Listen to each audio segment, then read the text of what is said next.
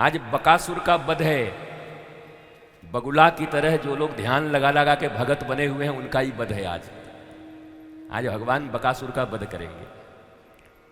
ये बगुला रूपी दुनिया में देखे हो, बगुला को नजदीक में खड़ा होता है एक टांग पर, बिल्कुल ऐसे करके, आंख ऐसे पटपटा के, कोई देखे तो दंडवत हो जाए, महाराज आपके ऐसा साधक कोई नहीं है।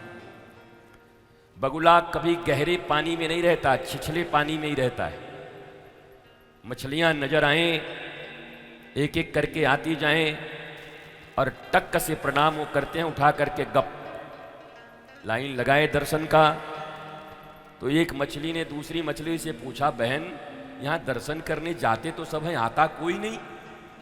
तो बगुला से पूछे, महाराज जी जाते कहाँ हैं सब?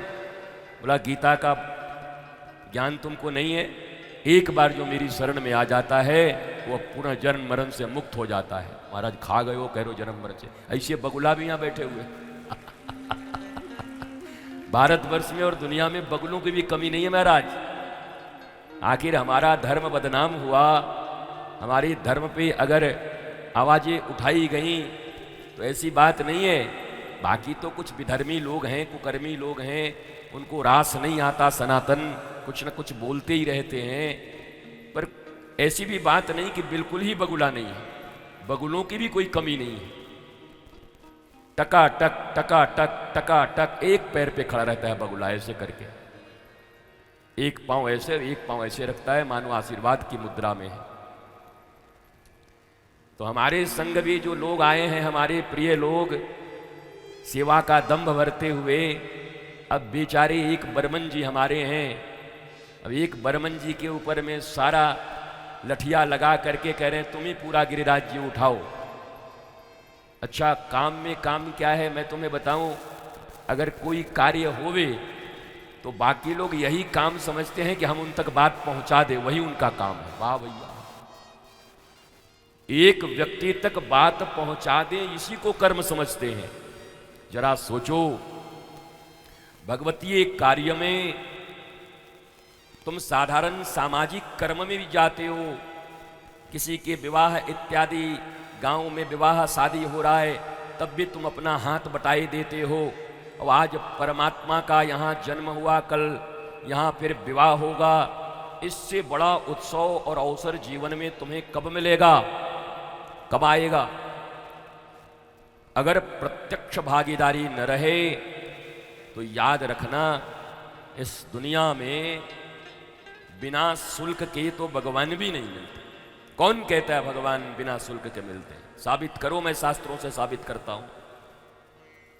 बोलो, बस सबरी को कैसे मिल गए महाराज और जूठा बेर खा गए। अरे सबरी के तुम 100 मिल पाओगे? सबरी की इतनी बदनामी हुई उस जंगल में, उस वन में, सारे जितने भी ऋषि मुनि थे उस समय के सबरी से चलते थे। उनके गुरु मतंग ऋषि के ऊपर में कैसे कैसे आरोप लगाए गए कि बताओ सबरी के साथ रहता है, महिला के साथ रहता है, बड़ा गुरु घंटाल बना हुआ है। जिन सबरी के नाम लेकर के बड़ी सबरी सबरी राम राम किए जा रहे हो, उनके थोड़ा डार्क को भी देख लेना।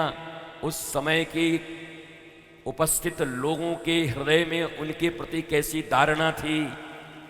जिस अयोध्या का नाम लेते नहीं थकते, उसी अयोध्या के लोग सीता के चरित्र के ऊपर शंका किए थे, लंका के लोगों को शंका नहीं था। लंका में सब जानते थे कि जानकी जैसा पवित्र और जानकी से जैसी देवी इस ब्रह्मांड में कोई नहीं है, परंतु अयोध्या के लोगों ने ही शंका जारी कर दिया था महाराज। इसलिए बहुत ज्यादा छाती तान के घूमने की जरूरत नहीं है। शास्त्र इसीलिए बनाए, शास्त्र किसी व्यक्ति या व्यक्तित्व के प्रकाश के लिए नहीं लिखा जाता। शास्त्र लिखने का एकमात्र अर्थ होता है धर्म संस्थापनार्थाय। किसी विशेष व्यक्ति के सद्गुण और दुर्गुण के लिए शास्त्र नहीं लिखा जाता, किसी मनुष्य के ग्लोरिफिकेशन के लिए शास्त्र नहीं लिखा जाता। अरे मैं तो कहूँ राम और कृष्ण के भी ग्लोरिफिकेशन के लिए शास्त्र नहीं लिखा गया है। अगर भगवान राम और कृष्ण के ग्लोरिफिकेशन के लिए शास्त्र लिखे जाते तो उनके ये सीता परित्याग की घटना को छिपा दिया जाता। अगर यही होता तो जिन चीज़ों पर बार बार सवाल उठते हैं, लिखने वाले तो अपने ही लोग थे, बाबा जी लोग थे, स्वामी जी थे, गोस्वामी जी थे, वाल्मीकि थे, नहीं लिखते। लेकिन ग्लोरिफिकेशन करना किसी व्यक्ति का जिम्मा शास्त्र के ऊपर नहीं होता है। शास्त्र सदा से शाश्वत धर्म की प्रतिष्ठा करने के लिए लिखी जाती है। इसीलिए मैंने कल तुम्हें कहा था, युधिष्ठिर के बारे में लिखा गया है कि वो धर्मराज हैं, तो युधिष्ठिर के बारे में ये भी लिखा गया है कि जुआ खेल करके अपनी पत्नी हार गए थे। बड़ी सभा में नहीं हारते तो इतनी दुर्गति नहीं होती, छुपा दिया जाता। शास्त्र तो हम लोगों ने लिखा है। जो भगवान पर भरोसा करते, भगवान के परम भक्त हैं, उन लोगों ने लिखा है। ये कोई विधर्मी तो आकर लिखा नहीं, इसको लिखने की क्या जरूरत थी? इस चरित्र को छुपा गए होते। साधारण से साधारण व्यक्ति भी अपनी कहानी लिखेगा तो जितने ब्राइट पक्ष हैं उतने लिखता है। डार्क कौन लिखता है बताओ? कौन लिखता है अपने डार्क पक्ष को? डार्क बोलते तक नहीं लिखोगे क्या?